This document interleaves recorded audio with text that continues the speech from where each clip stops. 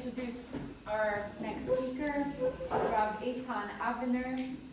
Rav Eitan received smicha from Riot, along with Rav Ir smicha from the Chief Rabbin of Israel. A graduate of Eretz Chemda's Manihut Tovani program. He spent 5 years as a Shaliach in Toronto, serving as Director of Judaic Advancement at Yeshivat Orach Chaim and Senior Rabbi at Congregation Iyun. Beyond his training and experience in rabbinics, he also has a passion for the sciences, holding a BSc in Applied Physics and Medical Engineering from Matzot, and an MA in Science and Halacha from Bar Ilan University. Currently, Rav Aviner serves as a mashpia at MMY and Rebbe at Midreshet Maria. He lives in Efrat with his wonderful wife and 6 children.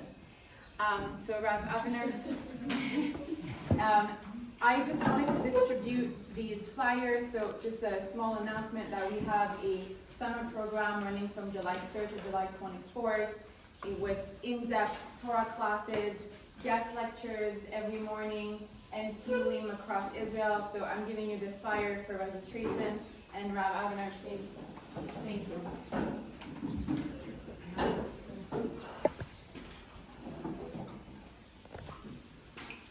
Okay.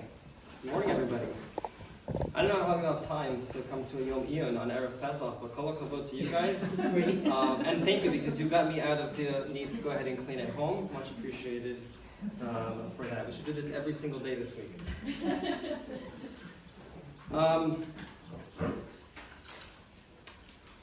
Over my years of learning and teaching, I've come to notice that sometimes there are big questions.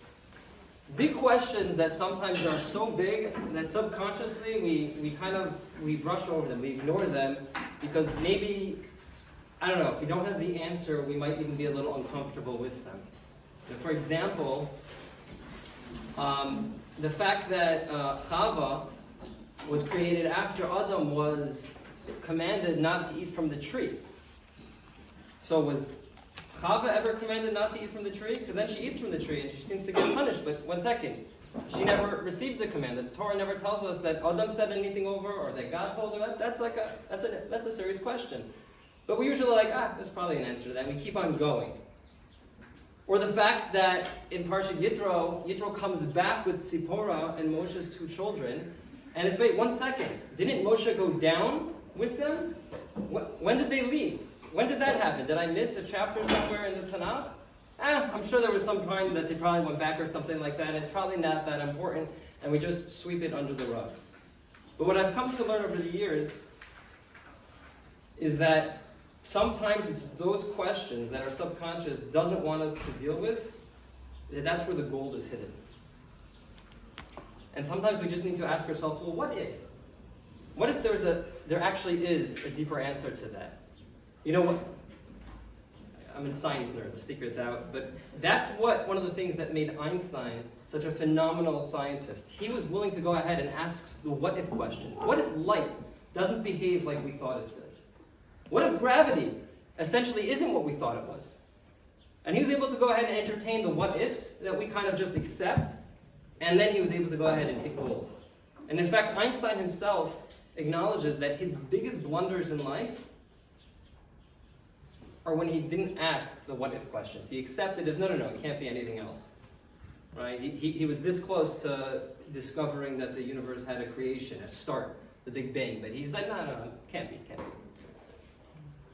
So what I want to do is ask the what if questions. I want to deal with a very simple question, one that I'm sure many people, if not everyone in this room, has once asked themselves, but it's probably just swept under the rug. And in fact, this question, I was sitting in a Beit Midrash about 2-3 weeks ago, and I heard 2 people, an educator and a student talking, and the student asked this question.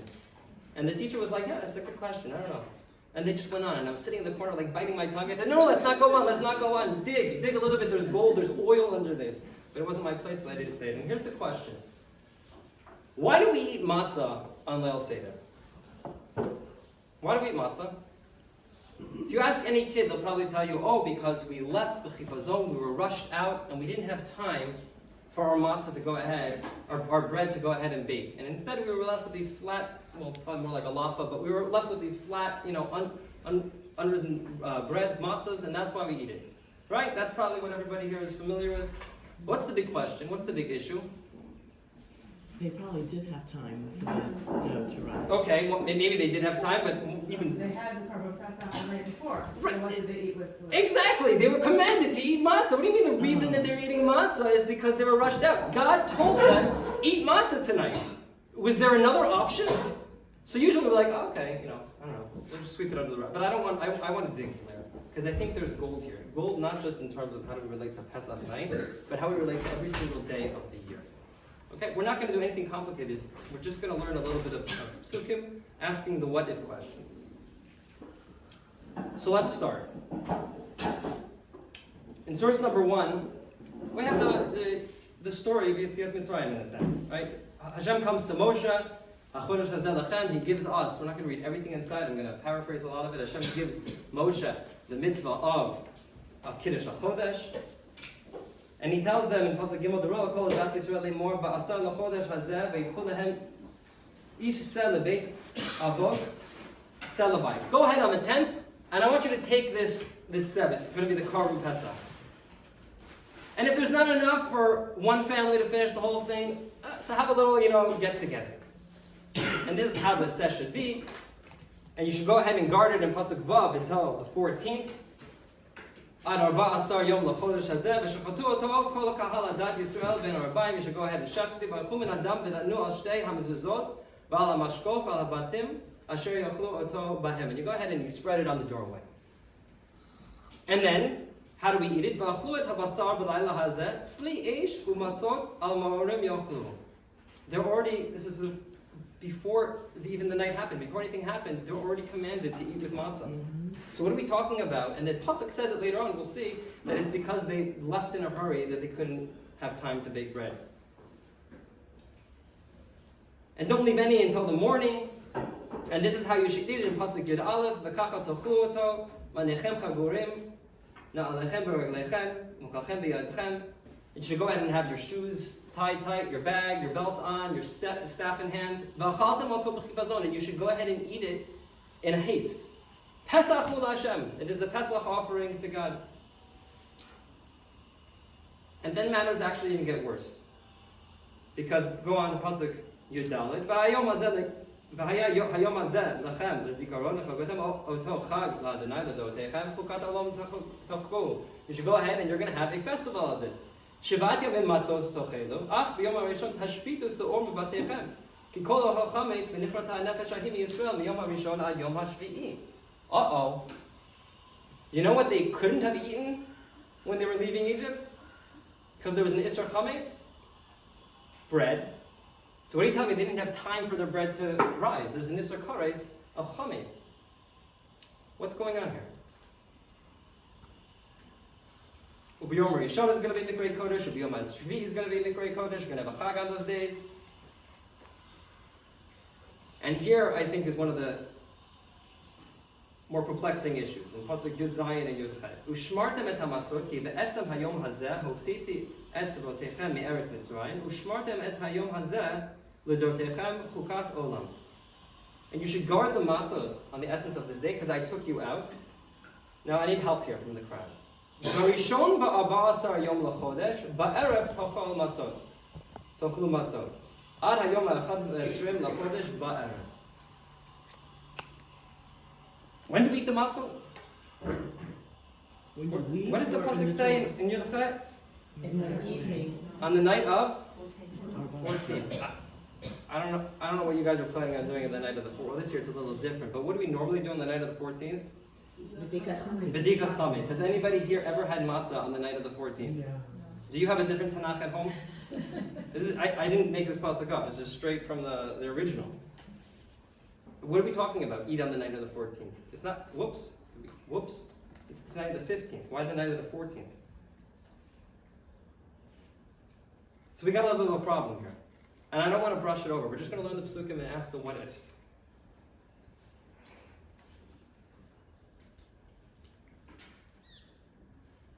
Pasuk Lamed Dalet, I skipped a little bit. That's when we have where the pasuk says that we went out. V'yisah Ahmed b'tzeko b'terem yachmas misha'arotechem. So wrote Shechmam, Vayifu et habatzek asher hotziu mimitzrayim, ugod matzot, ki lo chametz, ki gershu mimitzrayim, velo yachlu litmamea. They couldn't wait, so they had to go and bake matzahs. The whole thing is we have to re-understand this whole thing. And this is actually what we say. You can skip to source number 2. That's just another one that talks about matzahs. We're going to see this again later on. And we say this in the Haggadah. Matzah zu sha'anu ochlim al shem ma, al shem shelo hispik batzekam shel avotenu lahachmitz.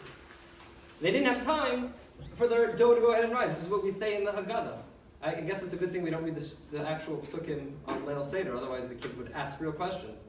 Until God took us out, and we were redeemed immediately. Similarly, the Mishnah in Pesach, number 4, Rabban Gamliel haya omer, kol shelo amar shlosha dvarim elu b'Pesach v'lo yatsa yedei chovato. Anyway, he doesn't say these 3 things. You're not yotzei your chiyuv that night. The Elohein Pesach matzah umaror.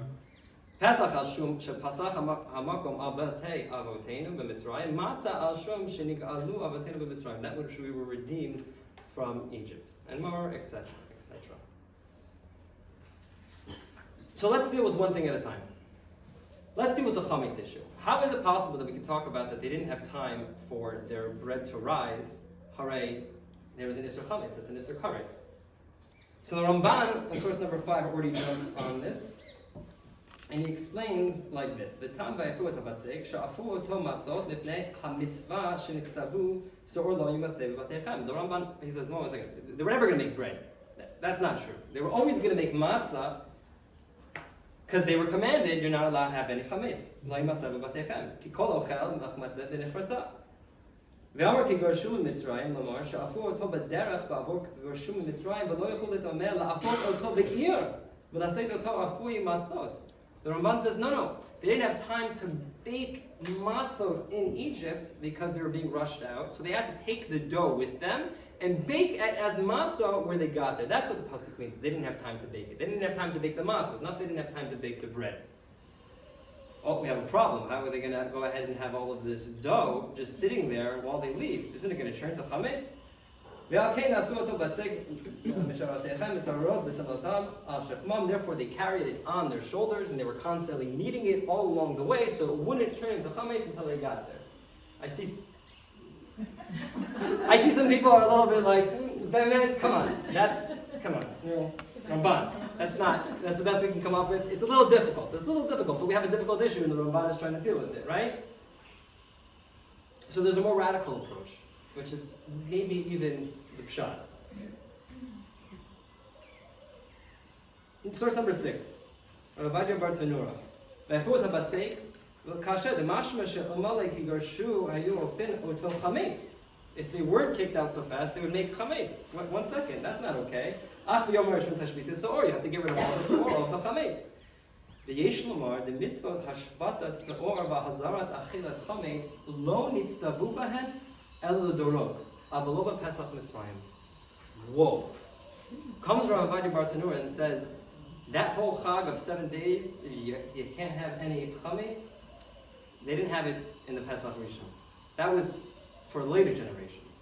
So theoretically, they could have had, the older. I mean, it makes their life a lot easier. They don't have to go ahead and, do bikas chametz and clean out the house and all. They have a lot of stuff going on, right? There's no chag where they had to get rid of the chametz that first year, that first Pesach in Mitzrayim. Similarly, Ibn Ezra says in number 7, Lo tziva lishmor chag hamatzot ata b'Mitzrayim gam lo b'midbar ki ein lahem lechem rak shamru chag haPesach v'ado kasher asu b'Mitzrayim. Similar answer. They didn't have this chag. Now I have a question, but doesn't it say in the psukim? Doesn't it say? Let's go back to source number 1. Doesn't it say in Perek Yud Bet all of the commands? So one option is, like it says in B'Sinai Ne'amar. Here, take a step back actually. I split it up into different paragraphs. from Aleph to Yud Gimel, that's where we have all the halachot of the Korban Pesach. Yud Daled to Chav, we have 7 days, can't have any chametz. Now look at Chav Aleph. What does Moshe actually tell them? Vayikra Moshe l'chol ziknei Yisrael vayomar alehem mishchu lachem tza'on mishpotechem v'shachtu ha'pasach v'lakachtem agudat ezov v'tvaltem b'dam asher b'saf v'chulei v'chulei. Look at these psukim. What does he tell them? I can read it all inside. What does he tell them? It's a present. Because it's going on right there. What he tells them only about the Korban Pesach. What does he not tell them? Doesn't tell them about the matzah. In other words, it could be that Yud Daled to Chaf was never actually said here to Moshe, right? As the Gemara in source 9, not talking about this, it's actually talking about Gid Hanasha. Right? We have the mitzvah of Gid Hanasha, you can't eat the sciatic nerve. That's said by Yaakov when he had fights with the angel, or whoever he was fighting with, and he gets injured. It wasn't Which was not said to Moshe? Which Pesukim? I'm saying, my argument is Yud Daled to Chaf was never told to Moshe. Right? That was, so to speak, B'sinai ne'emar ela shenichtav b'mkomo. It was placed back there after Har Sinai, just like we have by Gid Hanasha, which the Gemara in source number 9 says. The Ramban, I skipped over this, the Ramban in source number 8, he doesn't say this. He says, no, of course it was said there. Of course it was said there. Moshe just abbreviated what was being said. The Torah didn't tell us everything that he over said again. Now, why does the Ramban have to say that? Because what does the Ramban hold? That on the first Pesach, did they keep the Isser of Chametz? Yes. Absolutely. So he has to say that was part of it. But you see that he's already dealing with that issue.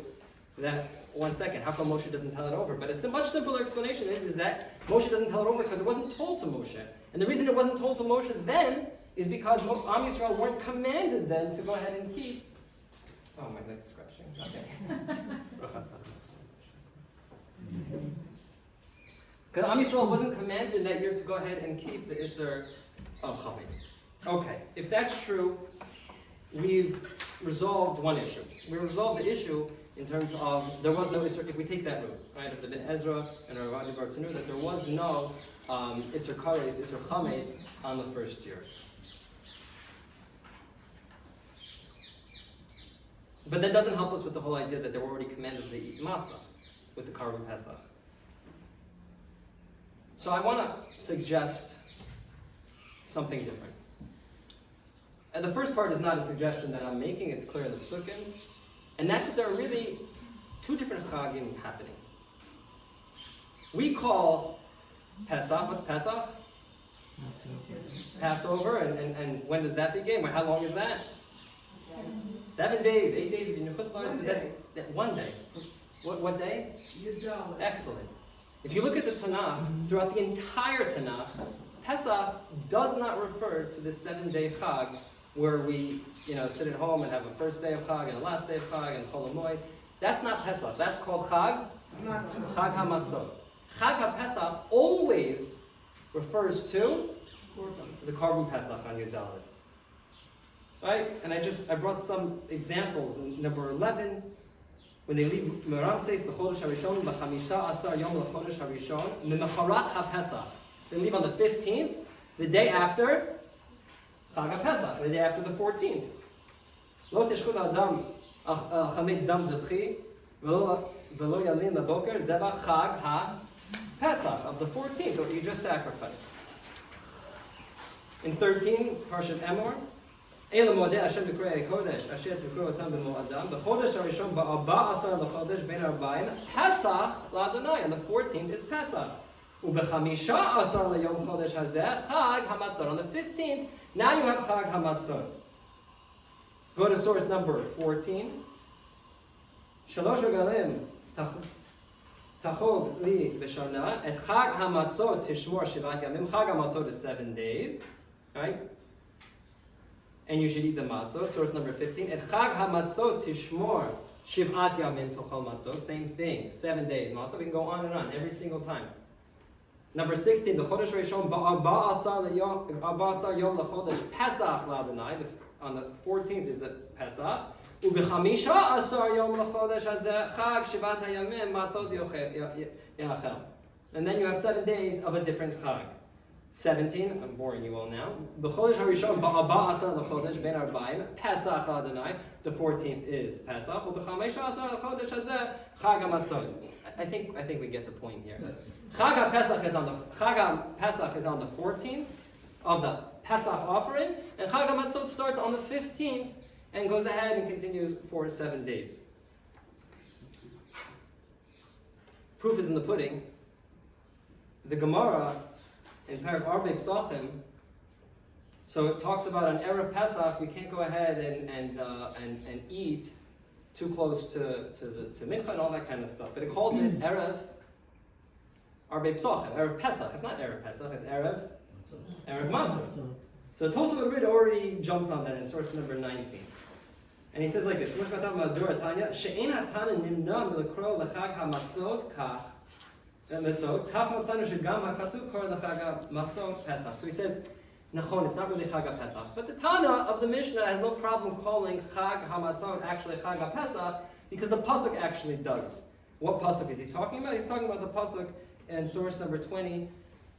Me'iver mavor ha'aretz m'macharat ha'Pesach matzot v'kalu be'etzem hayom hazeh. So in Yoshua he says that this is talking about Macharat ha'Pesach. When did they go ahead and do this? It was after Chag HaMatzot, and the Torah sometimes does that. But the truth is that only Tosafot Rid holds that that's actually talking about Chag HaMatzot, because the Radak there says in 21, M'macharat HaPesach. What's M'macharat HaPesach? Hu leil chamisha asar b'Nisan. Meaning there is no exception. Every single time in Tanakh it says Chag HaPesach is talking about the 14th. And every time it talks about the 15th onward, that is Chag HaMatzot. Okay? Now, when does Chag HaPesach begin and when does it end? Starts the 14th. When does it start on the 14th? After Chatzot, after the Korban Tamid to Shachar. Okay. And it ends at Chatzot, and then not let it anymore when it comes Nota. Okay, which is when? At night. 15th. Okay. Now, that's weird because when do we usually have like a whole day thing. So you made reference to certain halachot, which are in the realm of, what was the first word? Karban Pesach. Beit HaMikdash. Meaning Chag HaPesach is a Beit HaMikdash holiday. And in the Beit HaMikdash we have something that's different than the rest of Judaism. Because when does, this is a really confusing thing to explain to kids, but when does day start? At night. No, it doesn't, but it starts at night. Always. Except in the Beit HaMikdash. In the Beit HaMikdash, when does the day start? Elot HaShach. It starts in the morning. Right? And it continues through the night. Now go back to source number 1 for a second.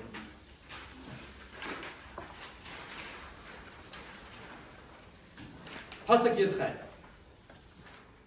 Barishon ba'asar yom lachodesh ba'erev tachlu matzot. On the night of the 14th, you should go ahead and eat matzah. We had an issue. When the night of the 14th, what are we doing? They don't mean the night going into the 14th. They mean the night after the 14th. Why would the Torah refer to the night after the 14th as the night of the 14th when we would refer to it as the night going into the 15th? Because we're talking about Chag HaPesach. And Chag HaPesach starts in the morning of the 14th and goes until the night of the 15th, which is Erev Arba Asar and Beit HaMikdash time. Yeah? The Torah sometimes says like that day at night, like Yom Kippur. Excellent. Yom Kippur is another example, and Yom Kippur is a Chag of the Beit HaMikdash. So why would they change that? What was the rationale for the whole change of? Why in the Beit HaMikdash should they count Right. by the? Yeah. It's an interesting question. It's an The interesting. Korbanot only done during the day. The korban were done in the day, but the fats and limbs were burnt at night. There's actually halachic ramifications. Rav Shachter holds that there's the mitzvah of Simchas Yom Tov, which is related to eating of the korban shlamim. So you have to eat without getting into men, women, or how to. Let's just assume you have to have meat and wine, every day. What counts as that day? If I have meat for breakfast and then I have meat for dinner, Okay, let's say you guys are crazy that might do that, right? You wake up at 7 in the morning, your wife's having a cup of coffee, and you're eating steak and a nice glass of wine, right? And then I have, at 11 o'clock at night, is that a different day or is that the same day? So Rosh Hashanah actually holds that it goes by, because it's a din in Karban Shlamim, that it goes by, that would be one day, because the night, it's Beit HaMikdash din, so the night follows the day regarding Simchat Yom Tov. So why that is, not 100% sure, but it is. You had a question? I wanted to say the same thing as Navi about Yom Kippur. I have one question Yeah. about Yom Kippur though, because the Pasuk talking about Yom Kippur says, "V'yinit b'tachutechem b'yom she'it v'erev." Meaning it's not talking specifically about what the whole Yom Kippur in Beit Mikdash, but Dafka what's outside Beit Mikdash, which is like the Iyun. Right. Now, Yom Kippur is interesting because the way that we keep Yom Kippur nowadays is nothing to do with like real Yom Kippur. Like we assume that Yom Kippur is like going to shul and davening. Like no. Yom Kippur is Beit HaMikdash. It's the two offerings that we have, and we fast. You know, while the avodah is going on. But the way that we do it, it's like it's a hint to it. It's not the real thing. And at the end, when the fabric will turn from red to white in the basement, to show that the sins have been forgiven. Right. Or an Iyun or something. Right. It's like we're fasting kind of like in support of what's happening in the Beit HaMikdash. Kind of like when Esther was going to go ahead and approach Achashverosh, she told everyone to fast. Like where's all the action happening? It's happening with Esther as she approaches Achashverosh, and Am Yisrael is kind of fasting in support. That's in Yom Kippur. That's kind of what we're doing. We're giving by fasting. We're giving support of the avodah that's actually happening in the Beit HaMikdash. But we'll have to have another Yom Iyun for Yom Kippur, and maybe not only later. No, it's just, you'll be mad it's just to go back to like, you mentioned that we don't celebrate Yom Kippur as what it should be, quote unquote, but isn't there a passage that says that tefillah replaces korbanos, since we don't have korbanos today, so we have tefillah, which is basically what we do all of Yom Kippur. Yes. So I heard this idea from actually Rav Shirky.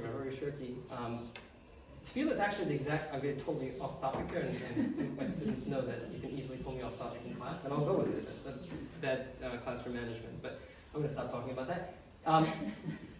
The tefillah is actually the exact opposite of karbonos, because with karbonos, what are we doing for the most part? We're subjugating ourselves. In tefillah, what are we doing? We're trying to change. Meaning tefillah is a replacement of karbonos because we don't have karbonos, because we need karbonos. It's a replacement of there should be karbonos. We don't have karbonos, and therefore tefillah is trying to always change, while karbonos is subjugating. I view tefillah more as connection rather than the will to change. Meaning change is a component of tefillah, but like connection, I view as the ikar, connecting to Hashem. Excellent. So before Rosh Hashanah, we'll have a Yom Iyun on tefillah. Okay. So my argument to you is as such. I mean, the fact that we have a Chag HaPesach and a Chag HaMatzot, that you don't need me for. That's here, right? We're good? My argument, though, is that there are two reasons why we eat matzah. One of them has to do with Chag HaPesach, and one of them has to do with Chag HaMatzot. And those two Chagim, they overlap for just a couple hours. When? Yeah, the same. Leila Seder. What was the answer? Leila Seder, there's something magical happening. Where Chag HaPesach is still going on just for a couple more hours. And Chag HaMatzot has started. And there's a different chiyuv, for a different reason, that we're eating matzah. One for Chag HaPesach, and one for Chag HaMatzot. Does that have, excuse me, yeah, raise my hand. Does that have to do with the reason we finished the Seder? Partially, yeah. Yeah. When we're supposed We to? gotta get it into the Chag HaPesach, right? Yeah, okay. This idea, this double aspect of matzah, this is already seen in the Gemara. If we just open our eyes to it a little bit. This is Nishmat. Come on, Gemara. 22. I'm a Rava. I'm not going to get invited back now. I'm a Rava. Matzah is mana zeh deoraita, umara derabbanan. Right? On this night, Seder night, there's actually 4 mitzvah deoraita, Pesach, matzah, umara, and beigad lebincha v'yamahu, which I'm not going to deal with. Okay? Now he says, "Bizmana zeh." Matzah is deoraita, and maror is only derabbanan. Why? Ma'ishna maror d'chtiv al matzot morim. Bisman de'ika Pesach yesh maror. Bisman de'leika Pesach leika maror. If there's no Pesach, says the Gemara, maror is not obligatory. It's only derabbanan. It's not going to be deoraita without the Pesach. The Gemara asks, Matzah nami haksiv al matzot u'morim. The Matzah also says the Pesach has to be eaten al matzot. So why are you telling me that matzah is deoraita? It's connected to the Pesach. Matzah lehado hedor be'kra be'erev tachlu matzah. No, because there's another pasuk that tells us in any event you have to go ahead and eat matzah. In other words, there's a matzah that's connected to Karban Pesach, which without the Karban Pesach it would only be derabanan. But that aside, there's another chiyuv to eat matzah, right? Be'erev tachlu matzah. So eat matzah tonight.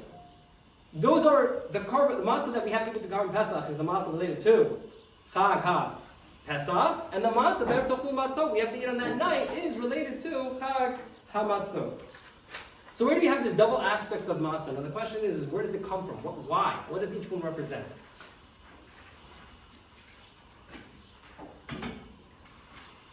What? That's how 11 is supposed to go? 11:30? 12?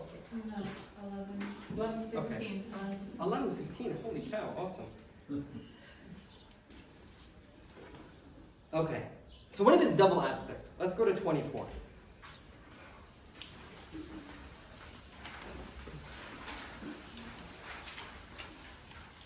Va'afilu ani shebiyisrael lo yachel ad sheyeseh. Even an ani needs to go ahead and needs to lean on Pesach night. What's all the leaning about? Why do we lean on Pesach night? Just freedom, right? Free people sit and they relax on the couch, you know. Idmar, matzah tzarech haseba, maror ein tzarech haseba. So matzah you need to go ahead and lean for. Maror doesn't really represent freedom so much. It's kind of bitter herbs. We're not going to lean for that. What about wine? Yayin. Idmar mishmei de Rav Nachman. It was said in the name of Rav Nachman. Tzarech haseba. Idmar mishmei de Rav Nachman. Ein tzarech haseba. So we have a problem here. We have contradictory statements in the name of Rav Nachman. Whether wine we need to lean or not. V'lo pligi, and really it's not a contradiction at all, these two different statements made in the name of Rav Nachman. Ha betarte kase kamaya, ha betarte kase batrai. One is talking about the first 2 cups, there are 4 cups, and one is talking about the second 2 cups. Why don't we leave all four? Oh, excellent question. We're going to get to that. Why do we lean for all 4, but the Gemara assumes that we're only supposed to lean for 2 of them. Now he's supposed to ask, no. Which 2, right? Which 2? There are 4 cups. Which 2? Okay? You guys are already on the deep question. Simple question. Which 2? Amar le lahai gisa, Amar lahai gisa. And one was talking about this, one was talking about that. Amar le lahai gisa, meaning the first 2, and one was talking about the later 2. Amar le lahai gisa, trei kase kamayu, bawa haseba, bahashu dekat, nitchala le cherut. So one says that we lean for the first 2. Why? Because the first 2 we were already becoming free, and the second 2, we're already free. Like it's lost its kick. So we don't have to lean anymore. No, we said the other way around. The latter 2 need haseba. Why? He shouted the kahave cherut, because only then at the end were we free, and the beginning one trei kase kamaya lo by haseba the akate avadim ha'inu ka'amar, and the first 2 don't require haseba because we were still slaves. Okay, so we have two understandings. Do we lean for the first 2 and not the second 2? Do we lean for the second 2 and not the first 2? And therefore, since there are those that say the first 2 need haseba, those that say only the second 2 need haseba, so we just lean for all of them. You don't like that answer? You like that answer? I like leaning. You like leaning. Leaning. Ask Akasha on that. What? Oh, what's the opposite meaning? You know who asked that? The Ron asked that question. The Ron says, why don't we just not lean at all? Maybe there are people that don't like leaning, right? And the Ron says, because then we would get rid of the mitzvah of haseba altogether, and we don't want to do that. There's got to be a little bit of, I guess the Ron was a leaning. But what do we see? That already within this night, there's this duality. A duality of avdut and chayru. Of we're still slaves, and we're free people. And it's kind of, it phases in and out. There's like a ratz v'shav going on throughout the whole Seder. What I want to argue is that Chag Pesach and Chag Matzot represents exactly this. Let's go back to Chag Pesach for a second. You know, it says 2 times in the entire Chumash, chipazon, 3 times in the entire Tanakh. Okay? That's including the Chumash. When does it say chipazon in the Chumash? They're both related to Korban Pesach. Sorry, to Pesach. Source number 25. Lo tochal alav chametz shevat yamim tochal alav matzot lechem oni ki chipazon yatsa mi'eretz Mitzrayim. Because you left Mitzrayim in a haste, b'chipazon. 26, that was in Devarim, and 26 in Shemot. V'kacha tochlu oto matnechem chagurim na'alechem b'gvarechem u'mefachem b'yadchem v'achatem oto b'chipazon Pesach hu l'Adonai. You should eat the Korban Pesach with your shoes tied tight, your belt on, your staff ready to go, and eat the Pesach b'chipazon. These are the only 2 times in the Chumash that chipazon is ever used. And the 3rd time in Tanakh is in Yeshayahu, and then better in Dalet, where it talks about the final Geula, ki lo b'chipazon teitzu. You will not leave b'chipazon, meaning a reference to, a juxtaposition to how we left in Egypt. Now what does it mean to leave in haste? What was this chipazon that they left Egypt in? I don't think it's the same chipazon. I think each chipazon is actually something different. Let's take the chipazon of Shemot. Let's take the chipazon of the Korban Pesach. I want you to put yourself in, in their shoes or their sandals, back in the first Leil Seder, Leil Korban Pesach. On the 10th, you go ahead and you grab a set. And you walk into your house and you tie it to your bedpost or whatever. And I'm sure your neighbors are going to ask, hey, Jew, what are you doing? Right? Now, why should that bother them? It was their gods. Right? And by the way, it was the month of Nisan, which is the month of the set. It's like their month. So you got 4 days where it's like, meh, making all these noises, and the neighbors are like bothered, and they see you hanging out with this god of theirs. It's like, what's going on here? And then God's like, okay, now what I want you to do is this. After you've been like panicking, I want you to go ahead and take their god, and I would like you to shecht it. Now I know what you're thinking, I'll just do it in the back, no one notice. No. I want you to take the blood and just take a paintbrush, or you take the hyssop branches and just smear it all over their door. Or maybe like on the inside. No. Outside, so that everyone can see. Okay? So all of the, by the way, the 14th going into the 15th, where the moon is at its brightest, that's the strength of the moon, the strength of the month, so to speak, the strength of the set. Right? This is how the Aruch HaShulchan is an Akdama to Hilchos Pesach. This is what he talks about. This was to spit in the face of the Egyptians, to take their god and smear it all over their door. We're not done. Then I want you to go into your house, okay, and lock the door. And I'm just letting you know, there's going to be lots of screaming all night. Lots of people are going to die. Lots of, their firstborns, they're all going to die. They might be a little upset. Don't leave your house. Don't open the door to see what's going on outside. Stay there. And eat their gods. What are you feeling? Oh, by the way, and have your shoes on, ready to run. Just in case. Okay? Because I don't know what's going to happen. What are you feeling? I'm feeling panic. I'm feeling a little panic. A little anticipation. Right? I got the Uber on speed dial. I'm feeling panic.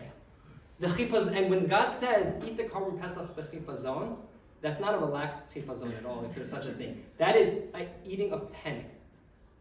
I don't know what's going to happen. The Egyptians could be banging on my door in 5 minutes, wanting to kill us all, and we're not allowed to leave anywhere. And they're going to walk in and be like, "What's going on?" And you're sitting there, and you're like, right? And nothing can be left. Only bones. Don't break the bones. Leave them so that they can see the evidence. You can't. This is craziness. This isn't a chipazon of freedom. This is a chipazon of slavery. of anguish, of horror, of terror. You're terrified. That's the chipazon of Chag HaPesach, because we're still slaves. And we're sacrificing the gods of our enemies while in their domain. That's a terrifying chipazon. That's a chipazon of Avdus. But then there's another chipazon. The Egyptians, they come and they're banging on our doors, but they don't have their pitchforks and torches. Instead, they're saying, get out fast. We want you out of here now. And then we're rushing out. Like, what, really? We can go? They're like, get out now. No waiting. What kind of chipazon is that? It's like, what? Exhilaration. Like, let's say I would go home right now and I'd say, kids, we're all going to the beach, right? How fast are they going to be outside? My daughter wants to go to the beach. I told her, no, it's Erev Pesach, right? How fast are they going to be out to the door? Quite right. That's a chipazon of freedom. We're out, we're good, we can go. I'm actually going to go home and tell my kids they have to clean for Pesach, so they're going to have the chipazon they're going to have to clean for Pesach. That's a different type of chipazon. That's a chipazon of freedom. That's the chipazon of we got it. That's the chipazon of Chag HaMatzot. We're out. And you know why maybe the first year they didn't have Chag HaMatzot? They only had Chag HaPesach? They weren't yet free. The Egyptians were on their tail. And until they actually cross the Yam Suf, 7 days later, they don't have that feeling yet, fully. So if that's true, we have something radical going on here. We have this one night, this special night, called Leil Seder, where there's an overlap between Chag HaPesach and Chag HaMatzot. And we're eating this matzah. It's a matzah of Chag HaPesach. It's a matzah of lechem oni, of servitude, of affliction, and it's also a matzah, the same exact matzah of chirut, of Chag HaMatzot. Which is, by the way, why everyone says, oh, I love the second two Seders and the Facets. What? Yeah. How the Pesach is the freedom. No, Chag HaPesach is Oh, it's not, affliction. because we're still afflicted. This is why I don't like the second Seder. And people are like, oh, I can rest. I said, no, it's one special night. And when you have a second Seder, you lose this Chag HaPesach aspect. Right. You only have Chag HaMatzot. There's one special night of this overlap. And we're eating it, the same matzah. Throughout the night, we have this dichotomy of freedom, slavery. But the matzah, the taste of the matzah, it's all as one. Now that's a heavy thing to hold. One matzah has the feeling and the emotions of Chag HaPesach and Chag HaMatzot, of affliction, of servitude, and of freedom. Can we do that? Years ago, when my wife is here, I had a daughter come home with a, it's not whiteboard, I won't write it. Came with an assignment. It's all good. I can use my hands. This was like, I guess it's like New Age education. They had, you know how like sometimes you have like the words on one side and pictures on the other side, and you have to like connect it like horse, chair, table, right? Right? You remember that? Yeah. Okay. So she had something like that, but it wasn't like that. It was emojis. Because I guess kids have to be literate. They have to know how to type on their phone, so they have to know what. So you had like a smiley face, a sad face, a melty face. I'm not really sure what that's supposed to be. Okay? And you had to like connect it to the emotion. Right? So a person knows when they type into their friends, I'm feeling sad, or like whatever it is, they know what emoji. You don't remember that. I'm still trying to figure this one out. And everything is cute. It's a cute assignment. But you know what the problem with emojis are? They're not nuanced. Like, can you show me an emoji that has complex emotions? Maybe that's the melty face. I don't know. There isn't such an emoji. Because people expect you can only have one emotion at a time. And that's just not true. That's not life. And sometimes, and I think that's what Matzot is teaching us, is that we can hold two emotions at the same time. Get personal for a second. The first time I realized this on an individual level, and we'll talk about it past that, was 5 years ago. 5 years ago, my father passed away. Kimat Erev Pesach was on the 11th. April 5th, it was Yud Aleph Nisan, 2020. Anyone remember what happened was going on in March in April 2020?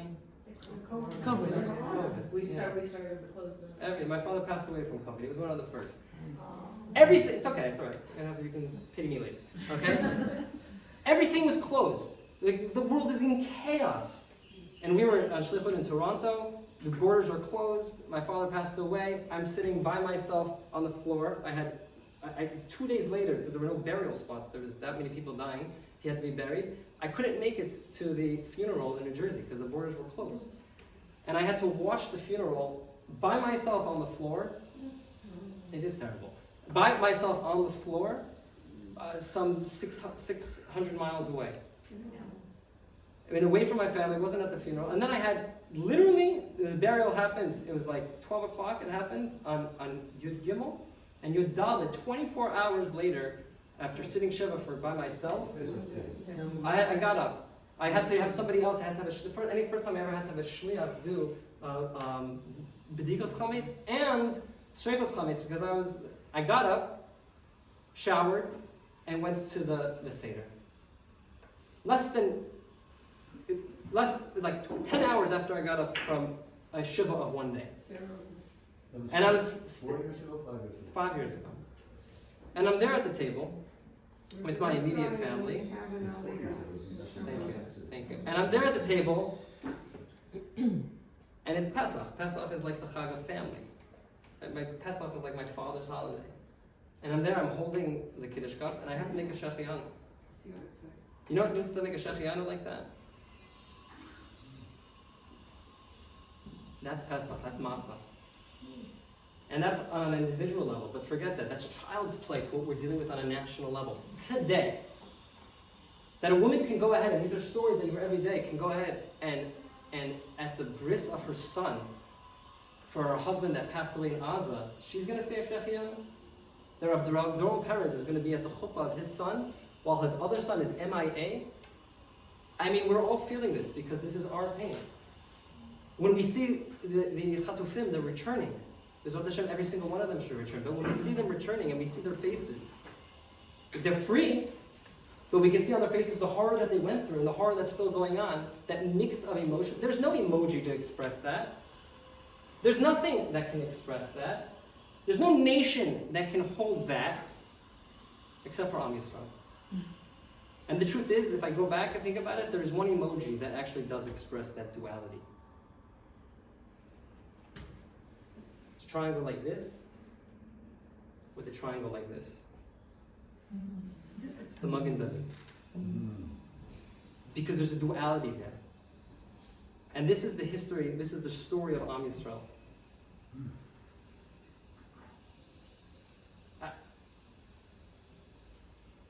It's a crazy thing. We have Yom HaZikaron and then Yom HaAtzmaut. Are we that Ashkenazi that we can't have a little fun? Like we have to be that depressed all the time? Sorry for all Ashkenazim, I'm the wrong Ashkenazi as well. But it's like, what other nation in the world has their Yom HaZikaron right before their Yom HaAtzmaut? It's like, come on. And it's not like, Memorial Day in America, like who actually knows anybody who was ever in the army in America? Like, okay, if you, maybe one, okay? But here, everybody. It's like in Chutz La'aretz, people, you don't know. It's a holiday. There are 2 days which cannot be celebrated in Chutz La'aretz. It's Yom HaAtzmaut and Yom HaZikaron. And it's because you don't have Yom HaZikaron in Chutz La'aretz, not really. And therefore you can't have Yom HaAtzmaut. Because Am Yisrael knows the secret of matzah. We know the secret of how to hold that complexity all at once. It's what we've been doing for thousands of years. Source number 27.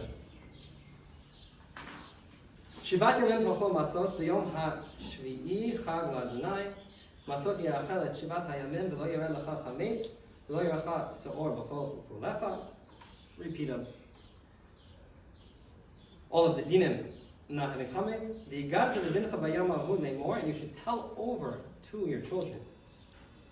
Ba'avur zeh asa Adonai li b'tzeiti mitzrayim. It is for this that God took me out of Egypt. What's Ba'avur Zeh? For this that God took us out. So here we have a machloket within the Rishonim, the Ramban, and Ibn Ezra, obviously. Ba'avur zeh asa Hashem li in 28. Yamar ki ba'avur zeh she'asa Hashem li b'tzeitin Mitzrayim. Ani oved et ha'avodah hazot. Because God took me out of Egypt, thanks God, really appreciate it. Therefore, I'm going to go ahead and I'm going to do this avodah, all of these mitzvot, eating the matzah and Pesach and everything like that, because God took me out. Right? It's like a thank you. Ibn Ezra flips it, and he says, no, Ba'avur zeh amar, we'll just read it in the Ramban. The Rabbeinu Avram Amar, according to Ibn Ezra, and still in 28, Amar ki ba'avur zeh she'ani oseh va'oved lefanav ba'achilat ha'pesach va'matzah asa Hashem li otot ad she'hotzinu miMitzrayim. So he quotes the Ibn Ezra, you can see in full in 29, which we're not going to read inside. But the Ibn Ezra says, no. Because I will serve you, that's why God took me out. Right? He flips the pasuk. And the Ramban says, what are you flipping the pasuk around? You can't go ahead and do that. Right? So is it that God took us out for the sake of serving Him, or the serving Him was for the sake of us going out?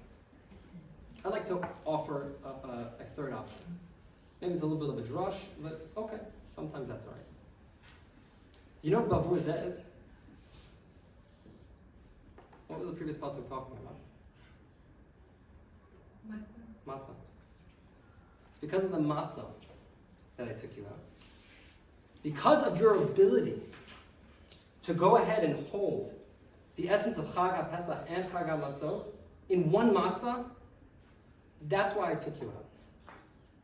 Because you're going to need that throughout the times of history. You're going to need to hold that complexity in one matzah. Sometimes you're going to have to make a shechianu in the worst of circumstances. Sometimes you're going to have to do things which you could never imagine at crazy prices. And you're going to have mixed emotions on it. Can you hold it all as once? Can you be that resilient of a nation? That complex of a nation? That nuance of a nation? It's ba'avur zeh that you were redeemed, and it's ba'avur zeh that you are going to be redeemed. I don't know a time in history, since Yetziat Mitzrayim, that we've had the complexity of the matzah on a national level like we have right now. Like, how did we dance at Simchas Torah last year? Anybody have concern? Everybody had concern of how am I going to go into Simchas Torah after what happened the previous Simchas Torah. And we did it. How were we able to do that? Because we're a nation that knows the secret of the matzah. We're the nation that we know the secret of Leil Seder. That's what Leil Seder is about, in my humble opinion. That's the secret of matzah. That's the overlap between Chag HaPesach and Chag HaMatzot. And that's something that we're supposed to be, we're supposed to give over that resilience and that message to our kids. Because it's a collective consciousness. It's a collective national memory. We're not the ones that started it. We just have the privilege of going ahead and living it and expressing it at the most amazing times in history. We should be zocha to celebrate not just Chag HaMatzot this year, but also the Chag HaPesach, and really taste matzah in its full complexity and nuance. Everyone should have a Chag Hashem V'Samech.